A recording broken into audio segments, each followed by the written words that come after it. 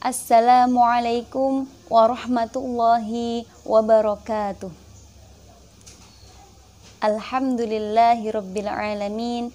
Assalatu wassalamu ala ashrafil anbiya'i wal mursalin Sayyidina wa maulana Muhammadin wa ala alihi wa ashabihi ajma'in.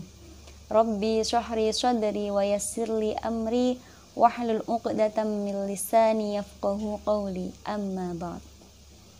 Para alim, para ulama yang kami muliakan, dan sahabat rahimah dimanapun berada yang selalu bahagia, izinkan saya ingin berbagi sebuah kisah untuk merefleksikan makna hijrah.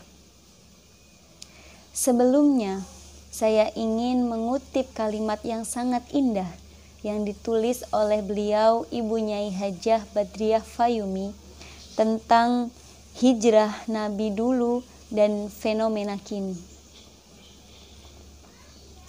Dulu Nabi hijrah itu meninggalkan Mekah yang kejam memusuhi perbedaan dan tak memberi ruang pada tauhid dan pencerahan. Dulu Nabi hijrah ke Madinah itu membangun peradaban, merukunkan yang bermusuhan, memberi ruang dan penghormatan atas perbedaan. Hingga Muslim dan Yahudi pun hidup berdampingan dalam damai di bawah sebuah kesepakatan.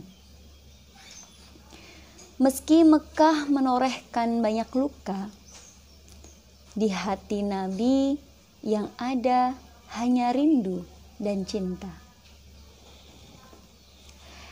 Sahabat rahimah yang dirahmati Allah, spirit hijrah saat itu adalah untuk menegakkan nilai-nilai ketauhidan dan pencerahan.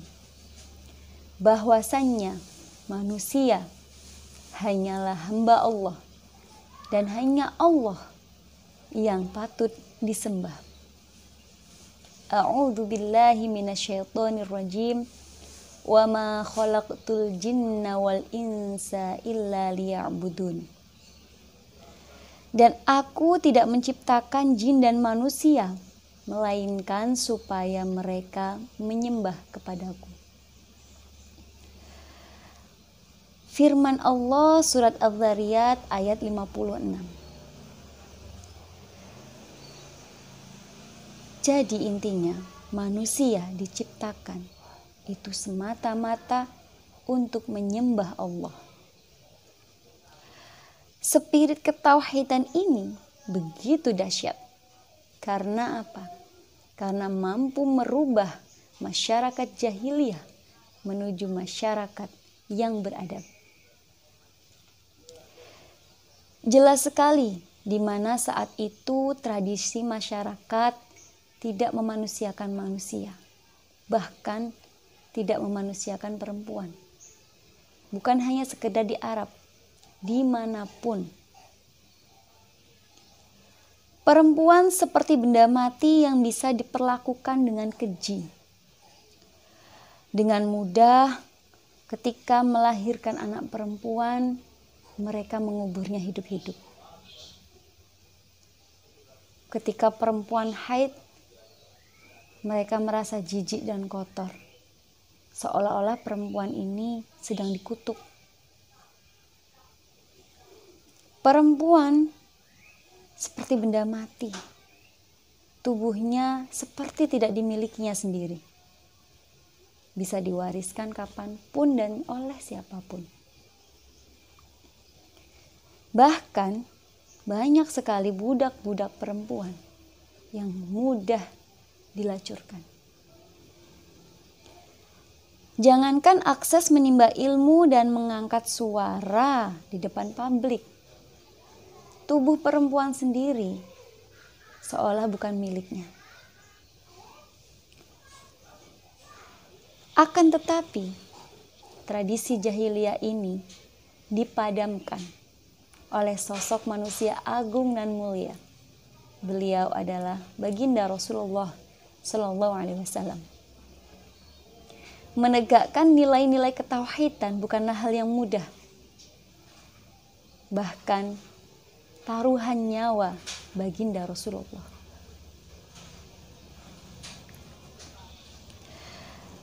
Hingga tiba saatnya Rasulullah kemudian memutuskan untuk berhijrah ke Yathrib atau yang lebih kita kenal dengan Madinah. Di sanalah kemudian Rasulullah kembali menegakkan nilai-nilai ketauhidan dan memberi pencerahan pada masyarakat secara luas.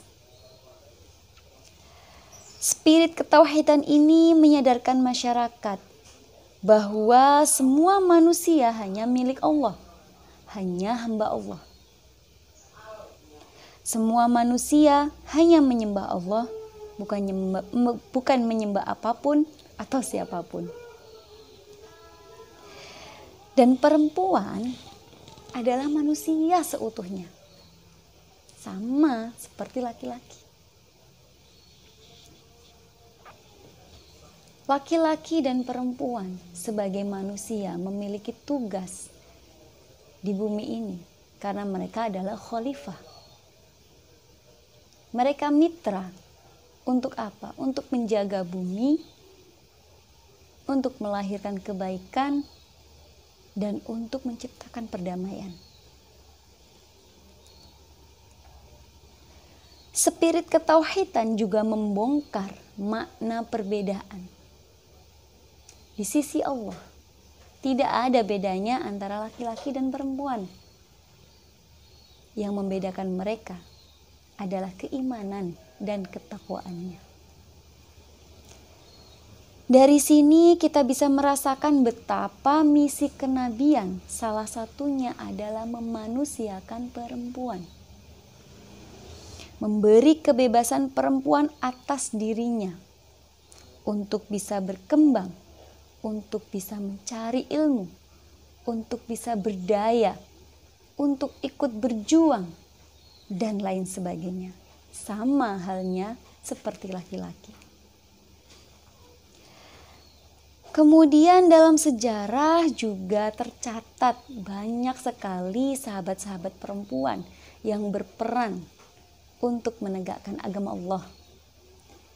Salah satu perempuan yang ada di balik hijrahnya Rasulullah SAW antara lain adalah Asma binti Abu Bakar. Beliau dikenal sebagai perempuan yang memiliki 2 selendang. Karena beliau pernah menyobek selendangnya untuk membawa makanan kepada Rasulullah dan ayahnya ketika bersembunyi di sebuah gua. Saat itu kita ketahui Abu Jahal adalah salah satu pimpinan dari mereka orang-orang yang ingin membunuh Rasulullah. Abu Jahal curiga bahwa Asma binti Abu Bakar mengetahui persembunyian Rasulullah. Abu Jahal marah dan mengecam Asma, memaksa untuk memberitahu di mana tempat persembunyian Rasulullah. Namun, Asma bukan perempuan lemah. Dia tetap teguh dan tidak gentar. Dia tidak mengatakan apapun tentang persembunyian Rasulullah. Abu Jahal semakin marah. Hingga kemarahannya membuat Abu Jahal memukul, menampar Asma.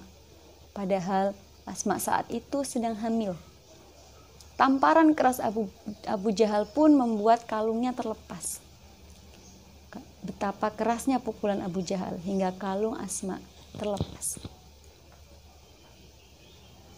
Sahabat rahimah yang berbahagia, dari kisah ini menandakan bahwa perempuan sebenarnya bukan makhluk lemah dan bisa dilemahkan.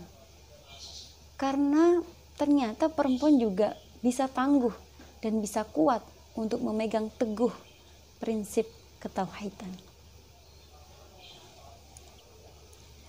Sahabat rahimah yang berbahagia, ada satu kisah lagi yang ingin saya bagikan. Di dalam kisah ini memiliki makna tentang tujuan hijrah yang sesungguhnya hanya semata-mata untuk Allah. Beberapa tahun setelah Nabi hijrah, kemudian Nabi berhasil menaklukkan kota Mekah. Selepas perang, dalam perang Hunain, kemudian Rasulullah membagikan banyak sekali harta-harta rampasan perang kepada para kaum muslim Quraisy yang baru saja memeluk Islam. Kemudian muncul desas-desus dari kalangan Ansor, dari sahabat Ansor, hanya beberapa. Mereka merasa Rasulullah tidak bijak dalam membagi harta rampasan perang. Hingga desas-desus tersebut terdengar oleh Rasulullah. Kemudian Rasulullah memanggil semua sahabat Ansor. Dan Rasulullah menanyakan apakah benar ada yang mengatakan hal demikian. Kemudian dalam Musnad Ahmad dari Anas bin Malik dan Abu Sa'id Al-Khudri, Rasulullah SAW bersabda, "Wahai kaum Ansor, apakah kalian menginginkan di dalam diri kalian secuil dunia yang telah aku gunakan untuk melunakkan hati suatu kaum agar masuk Islam secara sempurna? Kemudian aku serahkan untuk kalian apa yang diberikan Allah berupa Islam. Kalian adalah pohon, sedangkan mereka adalah daunnya. Wahai kaum Ansor, tidakkah kalian rela orang-orang kembali dengan membawa domba-domba dan onta-onta? Sedangkan kalian kembali dengan membawaku, Rasulullah SAW. Demi Allah, apa yang kalian bawa pulang jauh lebih baik dari apa yang mereka bawa pulang."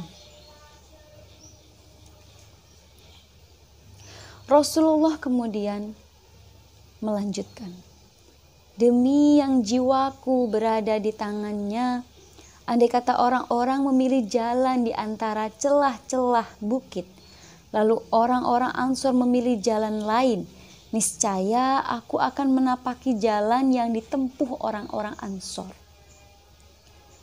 Andai saja bukan karena hijrah, niscaya aku sudah menjadi Ansor. Ya Allah, rahmatilah orang-orang Ansor, anak-anaknya, dan cucu-cucu keturunannya." Mendengar itu, para sahabat Ansor kemudian menangis sesenggukan hingga air matanya membasuhi jenggot-jenggot mereka. Sahabat rahimah yang berbahagia, meneladani keikhlasan sahabat Ansor ini menyadarkan kita bahwa apapun yang kita lakukan hanya semata-mata karena Allah Subhanahu wa Ta'ala. Apa yang kita lakukan bukan karena apapun, bukan karena siapapun, tapi hanya karena Allah. Kisah Asma binti Abu Bakar dan kisah sahabat Ansor menjadi refleksi yang sangat berharga dalam momentum hijrah saat ini. Ada beberapa hal yang saya catat. Pertama, Islam mengajarkan tauhid agar manusia hanya semata-mata menyembah Allah dan manusia semata-mata hamba Allah, bukan hamba siapapun atau apapun. Jangan pernah menzalimi makhluk Allah, apapun. Juga jangan menzalimi manusia yang di dalamnya bukan hanya ada laki-laki, tapi juga ada perempuan. Jangan pernah menzaliminya. Karena Allah Subhanahu wa Ta'ala menciptakan makhluknya, itu tidak ada yang sia-sia. Perempuan adalah manusia seutuhnya yang diciptakan Allah Subhanahu wa Ta'ala sebagai makhluk sempurna, sebagai khalifah di bumi ini. Sama seperti laki-laki, maka jangan pernah menyepelekan perempuan, menzalimi perempuan, menyakiti perempuan. Bagaimana mungkin kita mengaku cinta kepada Allah apabila kita masih menistakan ciptaannya. Catatan kedua yaitu Islam sangat menghargai prestasi manusia, baik laki-laki maupun perempuan.